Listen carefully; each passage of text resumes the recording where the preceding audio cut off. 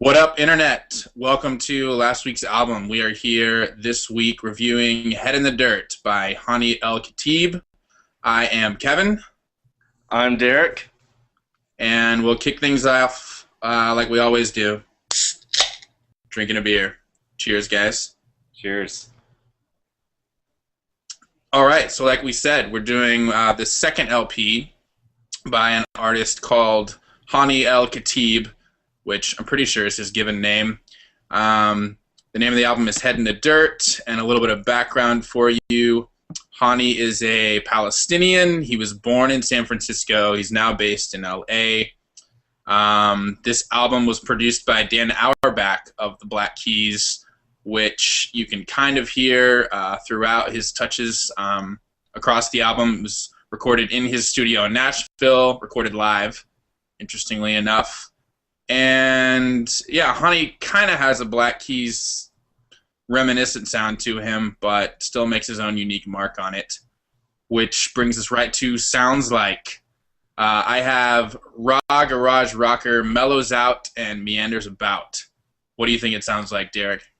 Well, when I was coming up with this, sounds like, I gotta say, in my mind, you wouldn't have said the words Black Keys so much in the intro, but here it goes. Sounds like the West Coast Black Keys.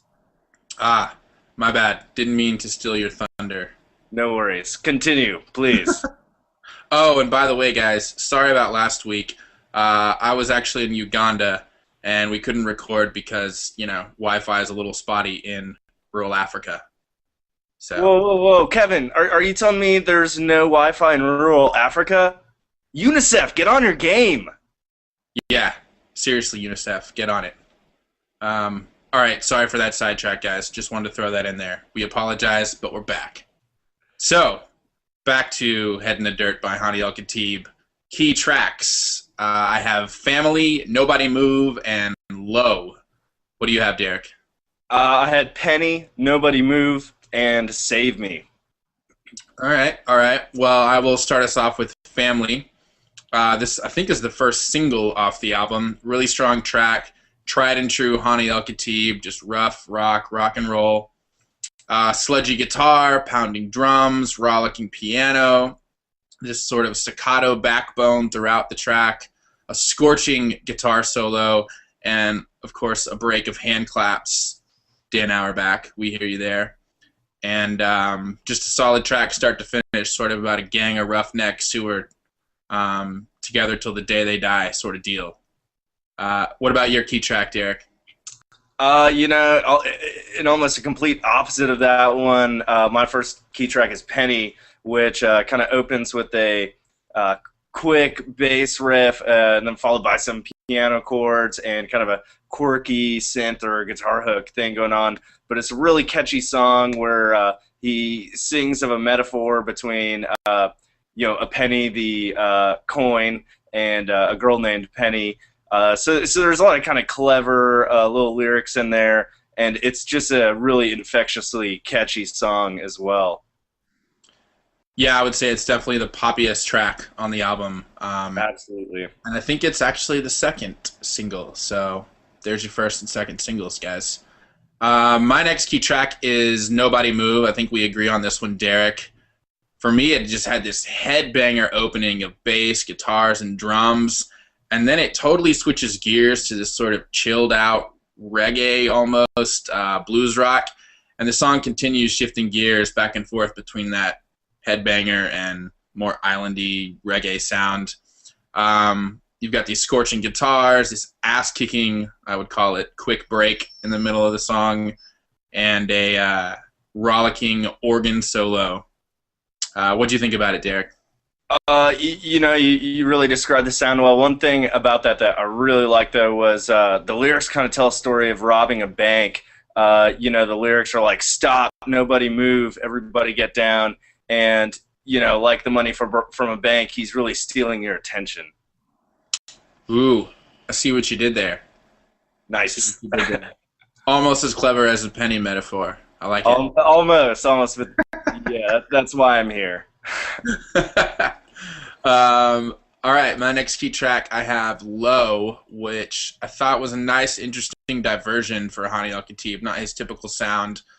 Some pulsing organs, fuzzy bass, and these piercing, spacey, uh, otherworldly effects. Really tense guitars and drums, and again, this sort of islandy rock vibe slash dirty, slow groove that just kind of made for this nice little groovy romp that I really dug for Low. What did you have for your third key track, Derek? My last one was "Save Me." It was kind of different in that it was really driven by kind of this rollicking, fuzzy guitar, and then there was kind of sparser percussion at first. Some hand claps, maracas, and as he sings, kind of there's a group, kind of joins in, and there's a really catchy vocal melody, there in the chorus where he kind of does a call and response thing around, "Don't Let Me Go." Just incredibly catchy. You could really pick up on the group energy there. I just thought it was a very catchy song. Yeah, definitely. That was sort of a runner-up for my key tracks. All right, best lyric. I think I referenced it a bit earlier. It's from the track Family for me, and the line is FAMILY till the day we die. And super straightforward, but very economical. Very few syllables and words there, and just spelling out family, obviously, and making it rhyme with a quick little quip there that I thought was pretty rad. What'd you have for best lyric, Derek?